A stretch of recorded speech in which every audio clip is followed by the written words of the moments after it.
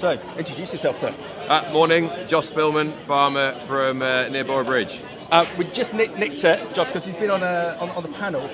We're here today with the AHDB, promoting AHDB, talking leaders in the Future Farming campaign. You're brilliant on that panel. What was your takeaway from that? There's a good 300 people from here, and you're put on the spot a number of times there. But what was your takeaway from what you gained and what you gave us? I think from the panel, it was actually quite nice that people from different perspectives, but actually we were quite sort of aligned in that it isn't all or nothing. It's not food production. It's not rewilding. It's something in the middle that I think we can do. And the questions from the audience, I sort of got the feeling that they were sort of a similar mindset. Hopefully. Yeah, no, there's this quite interesting segue about why's the burden of having to create food security on your shoulders when actually it should be government, and we all working together. There seems to be this view that it's all your issue, you've got to sort it. Yeah. It's not, but it is, but it's not. Well, yeah, I suppose that's our raison d'etre is to produce food, isn't it? And I don't think we need to be told there's food insecurity. That's not going to make us produce more food. We'll produce as much food as we can. In as economically viable way as we can do. To be honest, I don't have time to worry about food security. Thank you very much. Yeah. Come on, introduce yourself. We love a bit. Come on in. So with that food security element, to you as a young farmer, in comparison to some of the other delegates here, you're generally positive about the future. But what blockages can you see that you would like to be ironed out?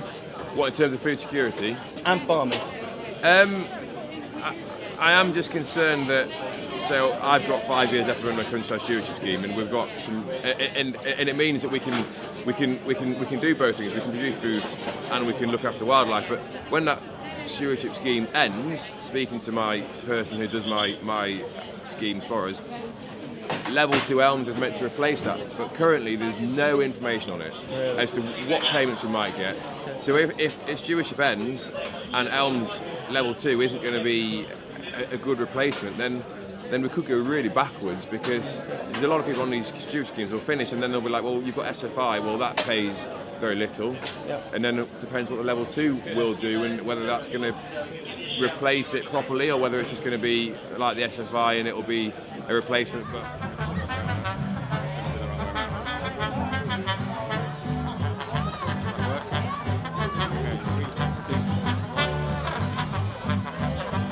Izak, squeeze in. Right, Nick, are you ready for this? No, you're talking to me. Who am I talking to? I'm talking to that camera. Right. Firstly, Izak, just introduce yourself and tell everyone why we're here at the amazing Great Yorkshire Show. Yes, we're at the Great Yorkshire Show. I'm Izak from AHDB, AgriLeaders. We're here filming a range of Future Farmer alumni, and our first one for the day is Nick Grayson. Nick!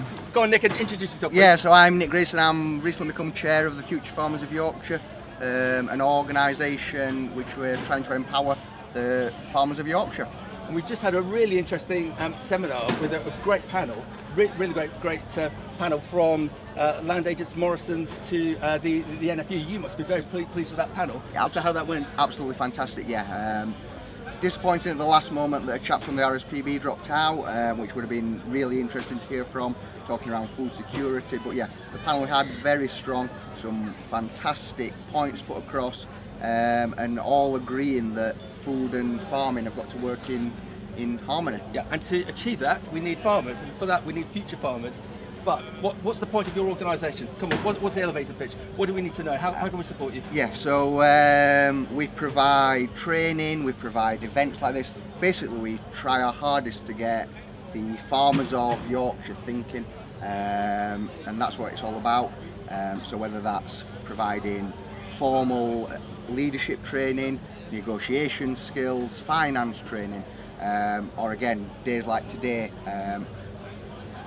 just getting those cogs turning, and going home and thinking about how they can do things differently at home, and hopefully make their businesses much more resilient. Excellent.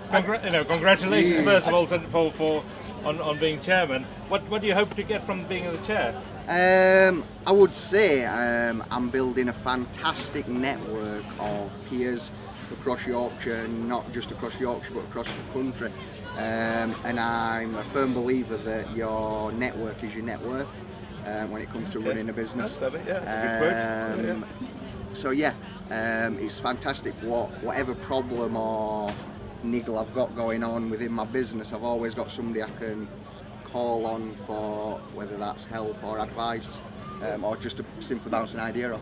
What I like about this structure is that in another world, Nick could be a consultant or someone from a trade group, but to actually have someone on the ground who knows what they're doing, what they're talking about, and also the bit I love is about the mentorship that you get, because the more I learn, if you've got a strong mentor, whether it be someone that's assisting you or you assisting someone else, everyone's got the same problem most of the time, but to actually talk about it, everyone's got the same problem, but quite often they've got the solution because they've seen it before or heard of it before. Absolutely, yeah. So we've just launched our mentorship program through the Future Farmers of Yorkshire this morning. Now I have been the beneficiary of a mentor myself. My mentor was sat in the room today. Really? I received that through the Henry Plum Foundation, Wow. an absolutely fantastic organisation. And yeah, so my mentor in there was John Geldard, who asked the question towards the end. Again, as you've just said, he's at the opposite end of his farming career to myself. And like he said to me when we first met, don't think of me as any different to yourself, but I was where you were 35 years ago, and I just want to help you in any way, shape I can. That mentorship program was meant to last for 12 months, and me and John still have phone calls or little meetups where we again bounce ideas off each other, and it's not just me asking him. I love the quote of your network's your net worth. But other than that, what advantages have you seen in your business from this leadership, opportunities that you've had? I would say a really important thing for me, what I lost track of, I would say, through COVID, and with thanks to the AgriLeader forum, I've managed to get a grasp on, is getting myself out of the business again, and not getting too wrapped up in it. Taking myself out, and you can have an absolutely horrendous day, have a few hours away from farm, whether that's with family, whether it's just going for a drive or whatever, and just clearing your head and making space, basically. That whole thing about making space, and it lets you see everything much clearer. Is that leading yourself and looking after yourself is so important? I definitely agree. I would say if you look after yourself, you can look after everybody else and everything around you a lot better. Yep. So the future is bright, gentlemen, especially with Nick as the new chair. Hopefully. So how do people get involved with Future Farmers? Yep, so absolutely. We are funded by the Yorkshire Agricultural Society. I also am the Yorkshire Agricultural Society Council. We find us on Facebook, find us on Twitter, or failing that, type us into Google and you will come to a web page where there's a simple sign up link. yeah, fantastic. The future is bright. Thank Similarly. you. What on Nick? Thank you. Thank you.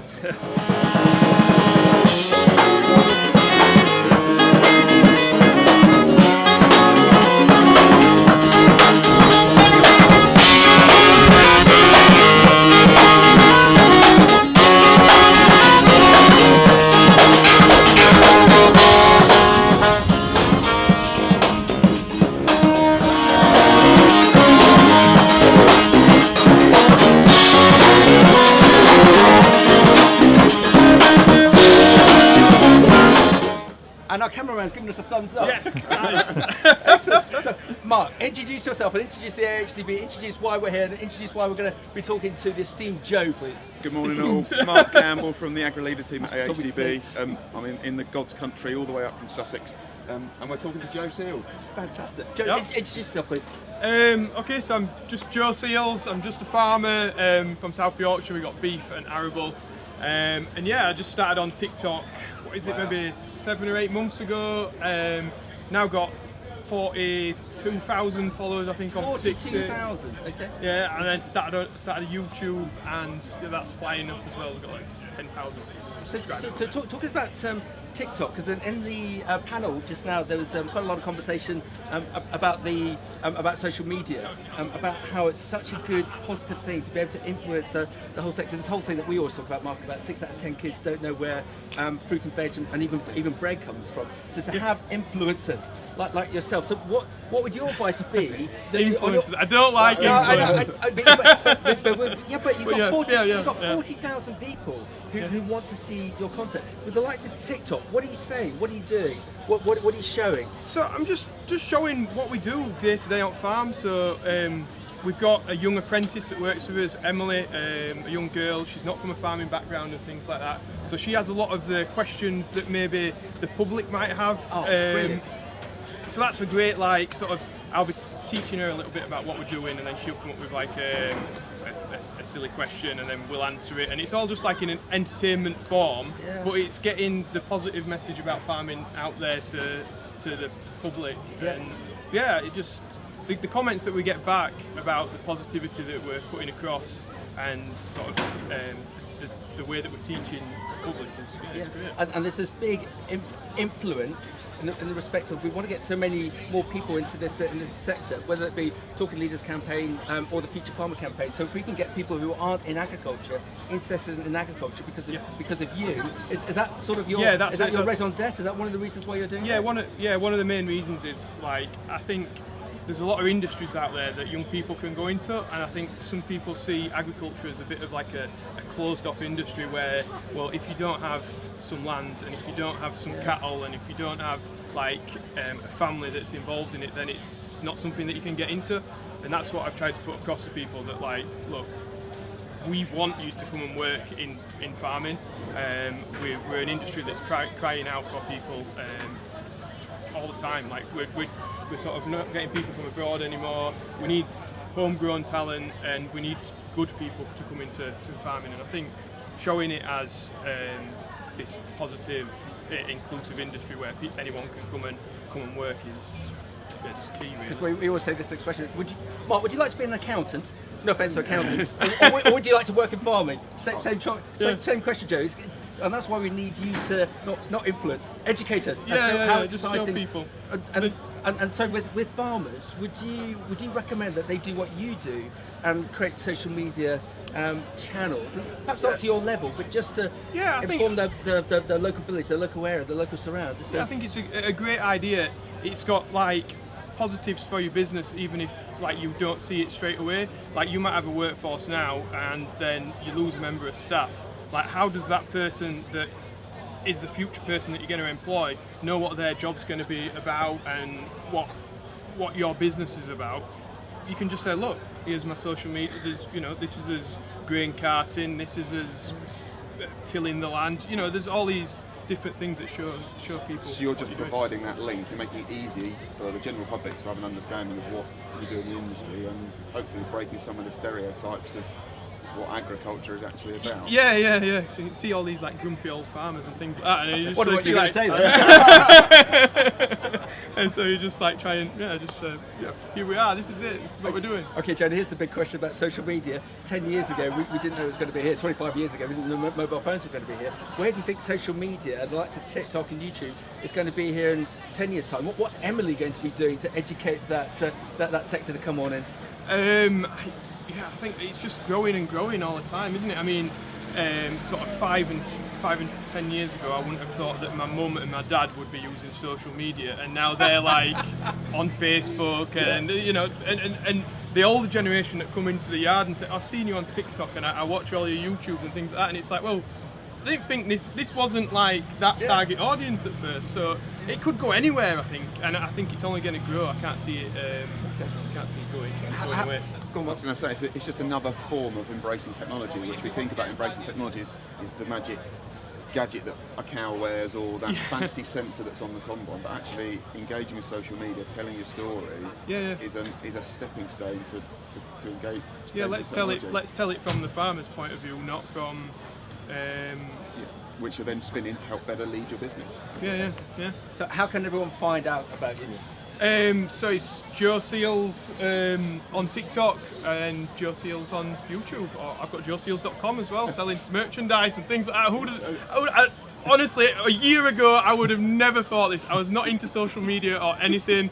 Like, I had Facebook but didn't really use it, and now, yeah, I'm making videos every day and blogging about my life. So just give it a go, guys. We've got to go. There's 100 people behind. I think our cameraman. What did Joe Waiting for signature? a shirt. No, thank you so much, Joe. And yeah, brilliant. No, thank Keep you. it up. Thanks a lot, guys. All good. Future leaders. Here's Future one. leaders. Thank you. Cheers. Thank you. Thank you. Hey. Where's that going?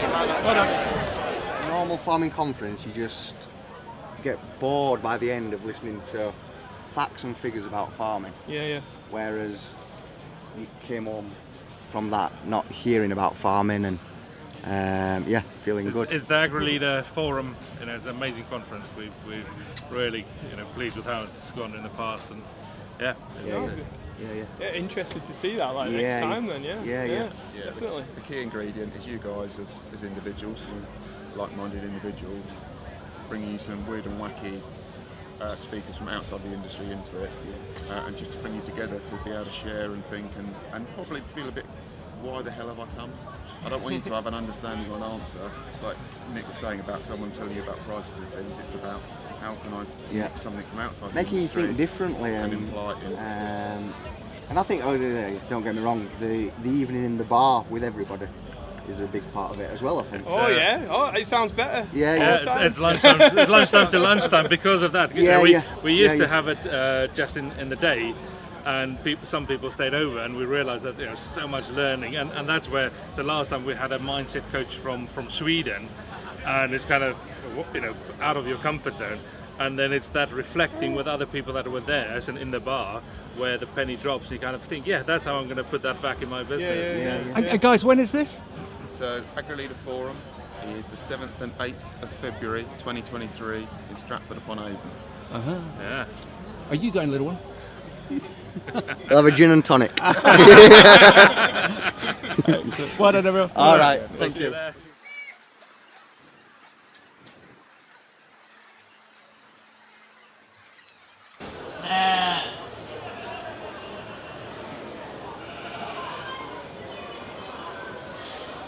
We'll just fire the question. Ladies, I think we're live. Great.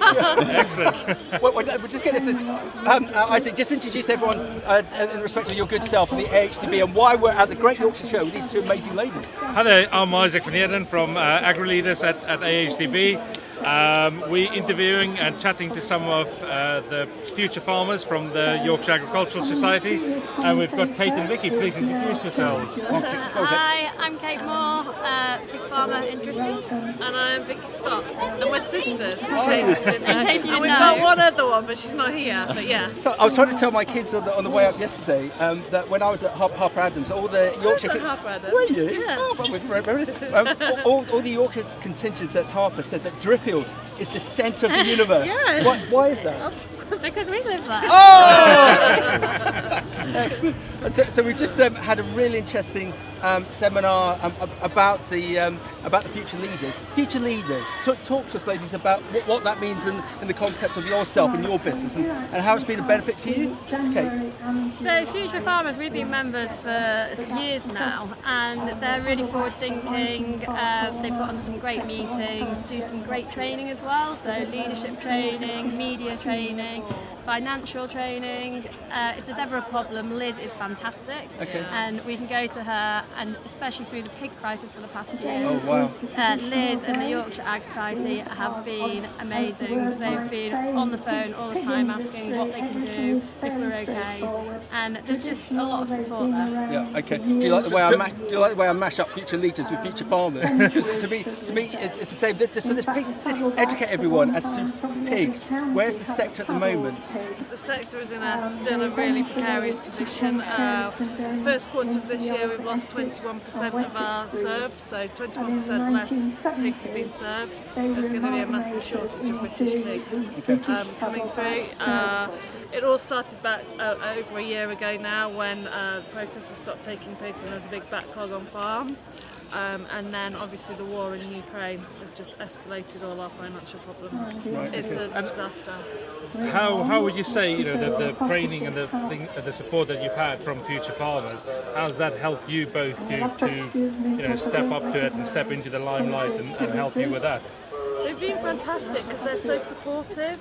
So like Kate said, Liz has just been on the phone. She'll do anything she can to get you talking to the right people at the right time. I'm liking this right Liz lady. Yeah, you should meet her. Yeah, she's very, very good. So carry on. They've just been really, it's a support network as much as anything, and you get to speak to the right people when you need to speak to them. They've got a bigger name, so they can get in touch with people like Victoria Prentice. They can get us meetings in front of her, and yeah, they just hold our hand a little bit. They've worked really hard for the industry as a whole. And around leadership, what would you say were your biggest eye opener? What were the biggest thing that you, the penny drop moment, if you like? I think we're still waiting for it, aren't we? Yeah, if you came to look at our business today, yeah, definitely. We need some leadership. No. I don't believe that. No. I don't know, I guess just we're lucky because there's 3 of us, and so we've all got different strengths, and it's making sure that we work to those There's strengths. 3 of you? Yeah, there's one at home. Yeah, One of us has to do some work. Yeah, she doesn't like being in front of the camera. Okay. But yeah, it's making sure that we work to each other's strengths, and we go out and make sure that we get other people's opinions and their expertise, pulling it all in. Just listening to other people, you know, like in that meeting this morning, listening to other people inspires you, it makes your brain work, it makes you think, actually, yeah, we should be doing that, or we should look at this. We actually just need to go and do it. So you talked about the pros of 3 sisters working together. There's a lot of negatives. There's no negatives, it's an absolute dream. I wake up in the morning and think, thank God I've got 2 sisters. Which one do you love most of your 2 sisters? Well, Yeah, come on, Vic. Come on. that would be wrong. I don't know anyone stood next to you. This is speaking for you. I quite obviously don't have a favourite. They're equal. It's like my daughter and my son. I could never pick. But it's great. It's great to see that we all know cases of farming families that don't get on.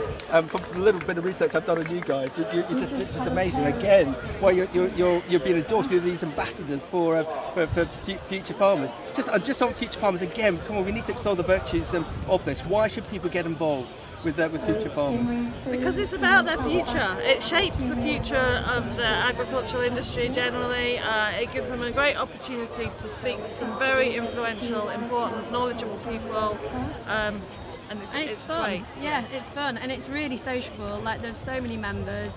You meet different people every time there's a different meeting, and yeah, you learn something. Every time you go out, you learn something new. And has that led on to some other leadership opportunities that you've gone on to or done?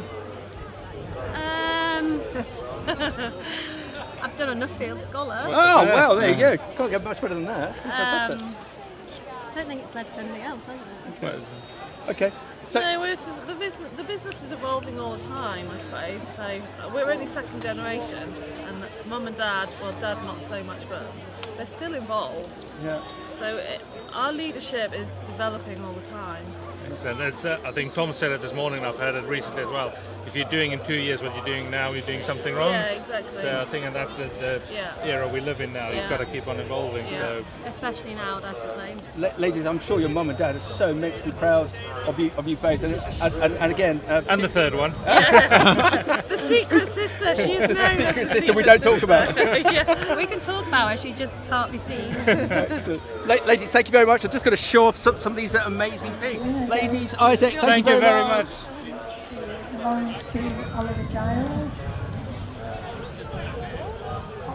Excellent. Go on, ladies, give us a smile, give us a thumbs up. Yeah, excellent, thank you. Thank you very much. Sure.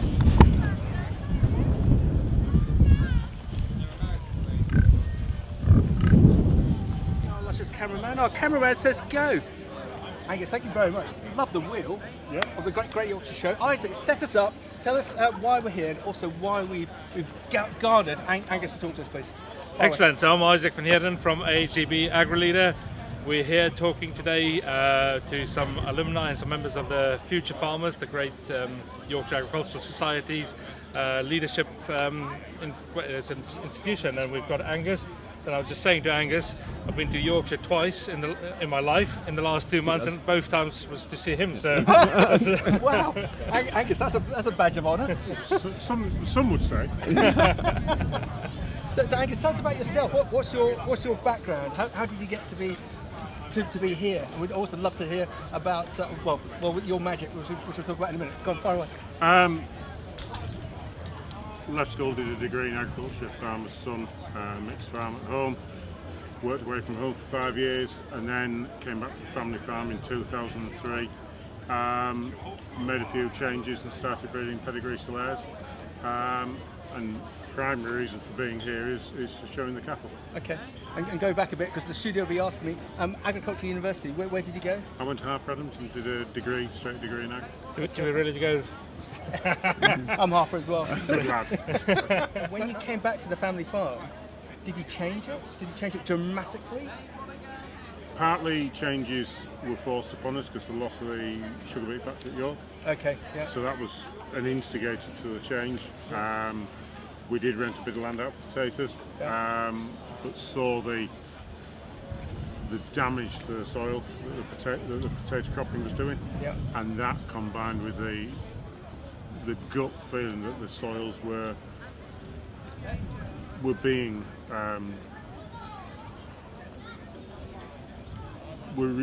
the quality of the soil was decreasing. Its workability was decreasing. It was taking more horsepower and more time to get a seedbed.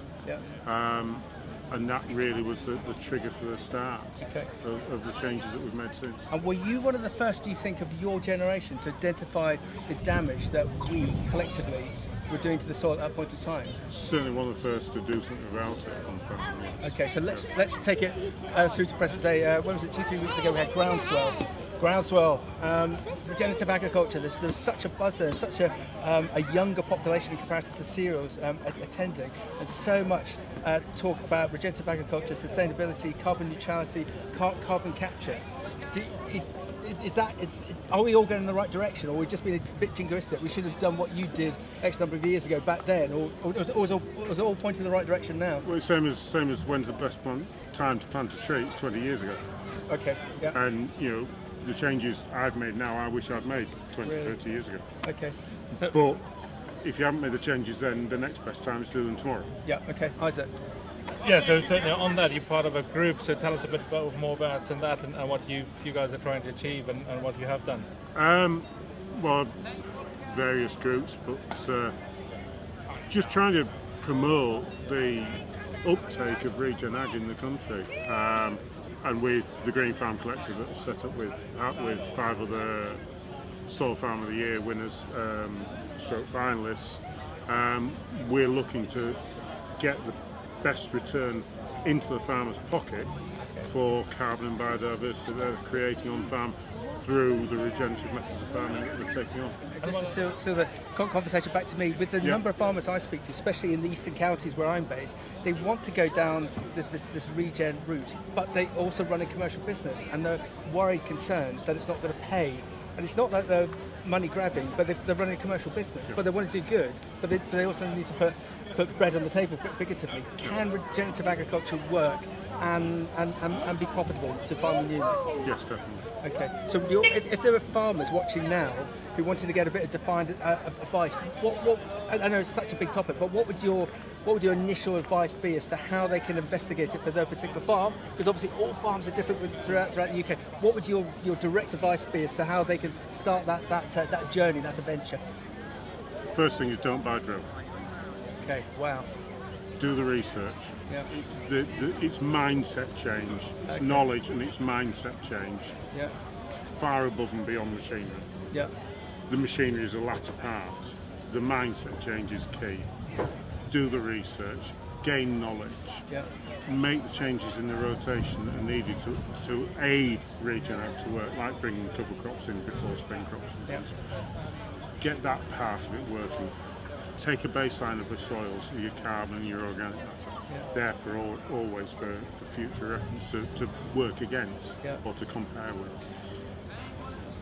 Once you've got that squared away in your head, then start looking at machinery. Okay. But whilst we've got subsidies and there is that cushion, financial cushion there, now's the time to do it. Yeah. Okay. If you are concerned about drops in, we won't say drops in yield, Yeah. we'll say drops in farm profitability. Yeah. Okay. Because let's forget about yield, let's Yeah. concentrate on farm profitability. Yeah. Yeah. Yield, yes, yield is part of that, Yeah. but it's not the entirety. Yeah. Okay. I can grow crops for downside less than anybody else pretty much in the country. Yeah. And I might be yielding a little bit less, Yeah, but but- I'm making a damn sight more money because I'm Yeah. costing far less to grow. Okay. And not just the variable costs, the inputs, Yeah. but the other costs throughout the whole of the business. Yeah. Okay. And for this farmer, the approximate time scale, if they were going to start with a clean sheet of paper and take your advice, love what you said about the machinery element. What sort of time scale would you envisage for them to see that success coming through? It's how long's a piece of string. It's how fast do they want to go. Yeah. Okay. But soils-wise, for the soils to adapt and to change, you're looking at 3, 4, 5 years. Okay. Okay. So you're positive. You're positive that we should all be adopting this methodology because we need to. Yes. Because what was the jingoistic thing? A bit like M&S said, we have Plan A. There's only Plan A because there's no Plan B because it is the future. There's no Planet B. There we There's go. only Planet A. There's no Planet If you B. screw Planet A up, Yeah, we're all figuratively stuff. Isaac. You mentioned mindset there earlier. We've got the saying that some farmer they're not a cup of tea that needs filling, so the cup is already full. It's our job just to stare at, and a lot of that is that mindset. Yeah. So, I guess first of all, what changed your mindset, and what have you seen in other farmers? What is that penny drop moment that's going to make them this is for me? it brings the passion back to farming. Yeah, that's lovely. Okay. Because you're doing something that's very mobile and very organic, not in the organic soil association, but organic, it's constantly changing and moving. Yeah. Rather than, you can grow a crop of wheat on a sheet of paper in the office. Yeah. You're going to plough it, you're going to power harrow it, you're going to drill it, you're going to spray T1, T2, T3, likewise nitrogen at certain times. Those are the products, off you go, you can grow a crop of wheat. Yeah. This brings a passion back into it. Yeah. And that passion for farming. Yeah. Because things are changing all the time, you're adapting to the seasons far more. You're trying to do things with less. Yeah. You're trying to improve your beneficials and the wider environment on the farm, which ticks a lot of boxes mentally and socially as well, and not just on farm but with others in the farming community and in the wider community, in the village and things. You know, when you've got a cover crop in there and you've got massive sunflowers flowering away, the feedback from the village is fantastic, and you actually you then get the public on your side when you then put a gas banger out on OCV. You know, it's. But it brings that passion back.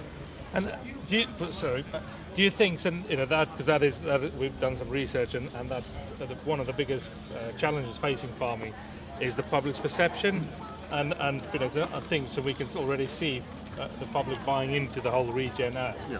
And what's other experiences that you've had, and do you think that there'll be a niche market for that? I think whilst Regen Ag is a niche, I think there is a niche market for the product. It's the same as boxed beef. There's a niche market. There's a small amount of people that are willing to pay that price premium. Likewise for the Regen Ag. Once Regen Ag is whole scale, then we lose that niche. But whilst ever we can promote Regen Ag and the good that it does, so be it. Yeah. Izak, he's one to watch for the future, isn't he? Definitely. So let's all follow Angus. Angus, I've just got to wrap up and ask you the question of all questions. Best agricultural university in the world? Stellenbosch University. Well, Angus, You've got wine country. Fair enough. I tried to squeeze a 3-year course into 4, but only managed it in 5. So We've got the Midlands beer. You've got the winery. And we'll let this domestic argument continue about farming. Thank you very much. Thanks, Cheers. Thank you.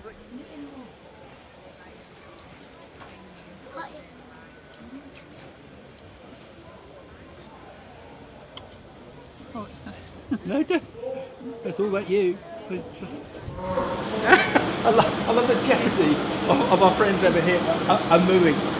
Mark, introduce Victoria and tell everyone why we're here. Yeah, good afternoon. We're in the cattle lines looking some fantastic Chardonnays, and we're here with Victoria Hudson, one of the cattle stewards and also a vet, to learn a bit about you and your journey in terms of leadership and management, and what's going on at the show today. Where we found you, just outside whilst we were getting this set up, we both said we feel very underdressed. As it should, you look fantastic. And how's it going? How's the show going? It's been fantastic. We've had a really busy day. We've got over 1,000 cattle here. 1,000? It's bumper this year. We've got lots of national shows on, so it's been fantastic. Really good. Because we just interviewed the president, and there's something magical. Something magical about him and the show. What is it? What's the magic dust about the Great Yorkshire Show? It's just how it brings every corner of our society together, and we showcase it, and everyone's so enthusiastic and really welcoming. And for someone that's not been to the Great Yorkshire Show before, you can really feel that community spirit and that real everyone coming together and enjoying fantastic. Yeah. It's really fantastic about Yorkshire and the people that live there. Yeah, and talking of which fantastic people living in Yorkshire, tell us about you, because you've got a really interesting background, and also what you do with the show and what you do with your day job. Tell everyone, who are you, Victoria? I'm a farm vet. I've been practicing around the world for the last 8 years. You really are showing up there, fantastic. So I now also teach students as well at the Harper Vet School. Okay. And then in my spare time, or whatever time I've left, I'm also a supple farmer as well. Wow. We have beef supple cows, and so we've moved from living up here in Yorkshire originally, and we've now got a tenant farm down in Staffordshire. Oh, have you? Okay. And you as an individual, you could go off in so many different directions. Arable farmer, lecturer, large animal vet. How did that come about? Why did you go down that particular route? Farming's in my blood. All my family are farmers. So it was kind of the natural gravitation that, although originally I wanted to be an equine vet, I thought that was fantastic. Yeah. By the time I was getting into the final year of vet school, I was like, ooh, actually, farming's still where I want to be. So I ended up doing an internship as a large animal vet, and then stayed in that path, continuing on. And we're now coming full circle in that I now teach the younger generation, and I also have my own farming passions back in that kind of original pathway of farming. And just tell me one thing, your overseas adventures, and we're picking up from the various universities, if there's one thing they're slightly frustrated with their student body, they don't have an excitement, they don't have an appetite to go overseas. You did. Why did you, or would you recommend it to students of today, the students of the future? I never got the opportunity to do a gap year, and so for me it was go out there, see the world, earn some money while I'm at it, and it was a great chance to spend a longer amount of time and actually getting used to a community and seeing exactly what the agriculture community in that area do, how they do it, what's important to them, and then bring some of that information back home and start using it. And I'm presuming internationally, you weren't just based in the Isle of Wight. There were other, which countries did you go and explore? Australia. Oh. Yeah, it's a big country, but it was really good fun and the people were lovely. Okay, and the main raison d'etre, as why Mark said, as to why we're here today at the Great Yorkshire Show, is this Future Leadership Programme. Finally, the Future Farmers programme have invited us here, and I believe you're part of that programme and have been fully involved. It's quite interesting where you're sitting, you're both a farmer and you're sitting in the surrounding industries. What kind of things have you learned from the veterinary sector that could be employed in farming and vice versa? Talk about your experience, particularly from the leadership management perspective. I think reviewing things is probably something that we've been doing more recently in the veterinary profession, and being very careful and conscientious that we write things down. We don't just write it in the diary at the end of the day that today I did X, Y and Z. This is how it went. These bits were off. Next year I'm going to do it slightly differently. So actually probably reviewing what you're doing day to day. Doing lots of CPD, so it's our buzzword in the vet communities, continuous professional development. So going on courses, not just listening to what your mate's done, it's actually going out there, finding something that you're interested in and learning from other professionals. That's been a really big thing for us. And just listening to people. I spend a lot of my day going to lots of different farms, and it's alright talking to people, but you've got to listen and you've got to take on what they think and see their values and often make the most of them. And one word that we've picked up from all of our interviews that we've done today, mentorship. Use on that, please.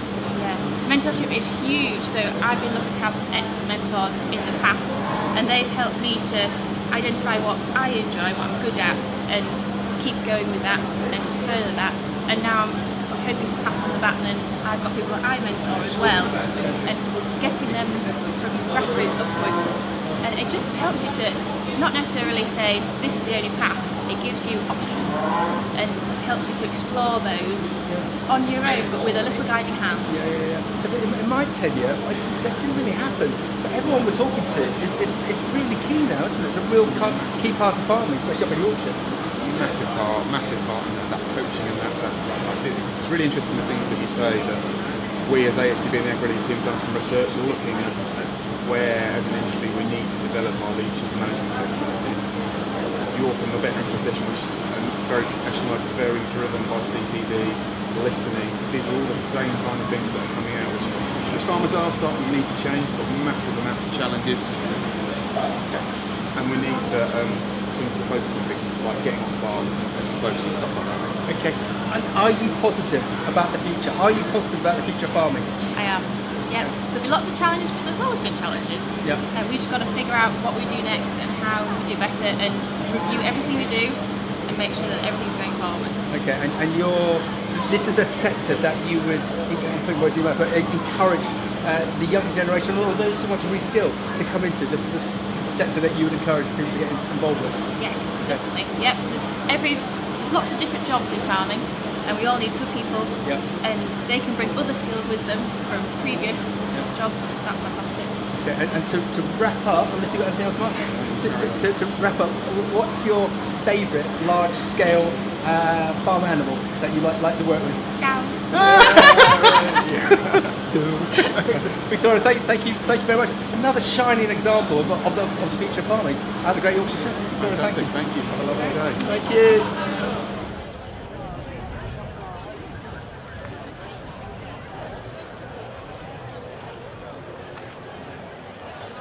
Just give us an introduction as to who you are and why we've accosted Charles. Excellent. We're here at the Great Yorkshire Show. We've got a southerner that's come up north to what a phenomenal day, and we have the privilege to be with the one and only show director, Charles Mills, has given us 10 minutes of his time to have a chat to us about all things Great Yorkshire Show and how he's got it to where it is today. Charles, you brought the police with us. Bodyguards. Because you are the most important person at the Great Yorkshire Show. No. These are the most important people. Yes, they're not me. Yeah. So the show, the Great Yorkshire Show, we've been to some shows and we were talking about it earlier. This is top draw, the Great Yorkshire Show. Why? Just give us a feel for it. So, because we're going to time lock this, we want people to know about the show to come for years on. But to give us a feel for it, give us the numbers, give us the sort of the people that are coming. Sell us the show. Well, last year we obviously suffered with COVID, as I think we were one of the only shows to actually go ahead, because we wanted to deliver the show. This is a show for people, not just for farmers, but for our customers, the general public and everybody else concerned. The feeling of the show is to put a great show on that people can really come here and enjoy, and have, in some cases, Catholic exhibitors actually come here on holiday. So really it is a special place, and as a small boy growing up sitting in the grandstand behind us, my parents, I never imagined I would ever do what I am doing today. My heart is completely in the place, and so is everybody else's heart. And so what's your background? What's your connection with the Great Yorkshire Show? I'm a farmer. I farm between York and Tadcaster, which is lovely, and my connection was purely initially just as a member of the public. A very kind neighbour proposed me to be on council, which I got on, and I liked exactly what the principles of what the society does. Our charitable activity status is massive. You talked about Future Farmers, which is something that I was helped to start off in my earlier days. Giving back is so important, and encouraging young people is right at the top of our agenda. I then progressed to be a cattle steward. Ended up being chief cattle steward. Somebody proposed me to be show director. The rest is history. I've been show director. This is my 7th year in the role. Right, okay. I've met some of the most wonderful people that you could ever wish to meet. I've been honoured and privileged to meet many of the royal family. Princess Anne here yesterday. This place won my heart over in 2012 when we very sadly lost 2 days of the Great Yorkshire Show to very different conditions to what we've got today. It was so wet. I stood on a Heston bale. I was cattle steward at the time, as I said, and I asked the show director if I could finish the classes the following day on the concrete, and he asked me to go out there and do whatever I wanted. And I stood on the Heston bale and announced to the people, and I thought I'd be lynched, but people didn't. They jumped on that bale and they hugged me and they kissed me and they cried and I cried. And that was when I knew what the Great Yorkshire Show was about, how special it is. You've definitely got, you and the show have definitely got that magic dust. Mark, the futures of the future farmers that we need to see. We need to see more Charleses coming through. How do we find them? How do the AHDB look to find such individuals to take forward the legacy of the likes of the Great Yorkshire Show and Charles? There's so many people out there, and it's just utilising the networks that we've got and connecting with people like the Future Farmers programme. What a great programme to try and bring like-minded people like yourself to the fore and to push things forward. So your advice to future farmers, whether these be younger individuals that want to come into farming or those who are already in farming who want to develop themselves, what's your advice to future farmers? For people of my age, to give future people, young people, a chance. Let them make decisions. We'll get some wrong, but make the decisions. But also in the same breath, for the younger people, do not ignore the time that the older person that they're trying to help. Work together. It's about working together this life. I am very fortunate. My son went off to work in the commission in Brussels and has worked down in Westminster. He returned back home to the farming business and started a brand new venture up, and that was a wedding venue venture. As he came home to farm, he's progressing the farming business and the wedding venue fantastically. He's been given chances, he's made mistakes, we've had arguments, but respect each other and try and work together. And as show director here, it's so important we listen to each other. I think when, I don't know what filming we've done down in the Great Yorkshire Show, but yesterday we had, and we've got the Shorthorn Society having their 200th Congress with us, and when all the dairy Shorthorn cattle were lined up for the Princess Royal to look at, 95% of the people holding the cattle will be the under age of 40. Oh, there you go. Okay. I think that tells a story about what we're trying to achieve and how I think we should be embracing the fact that young people do want to get a chance. Okay. Mark, what's your vision? What do we want to see from the likes of Charles and the Great Yorkshire Show to educate future farming leaders? I think the key thing that you just saying that rings with is that giving people a chance and listening to what people need. So allowing those people to step forward and giving them the opportunity to make mistakes, because if we don't learn, if we don't make mistakes, to then allow them to get into those kind of positions is probably something we've. Can I just say one thing? That as a young person, you mentioned the word that it's the word educate. It's totally the wrong word. Explain. Not educate. Education. If somebody says, I'm going to educate you, patronising. I'm going to explain to you. I deserve that. Thank you. It's softer. It's a different approach. You feel more comfortable with it. And look, I'm just an ordinary guy. That's hugely honoured to do what I do. Never expecting to do what I do. But I hope that warmth is the thing that makes people, everybody, feel more comfortable with each other and want to do and want to give. Okay, so to wrap up, you know this, what this question's got to be, what's the best advice that you've ever had as a farmer? I was very fortunate to have a father who gave me the chance. I wouldn't be where I am today. Both my brother and I were very fortunate to have a father like that. Don't ignore what your family says. And I'm sure if your son was here, he'd be saying exactly the same about you. Probably not. Charles, thank you. Thank you. Pleasure meeting you. Thank you. Isaac, keep it on. We're just going to get that lovely backdrop there. Thank you.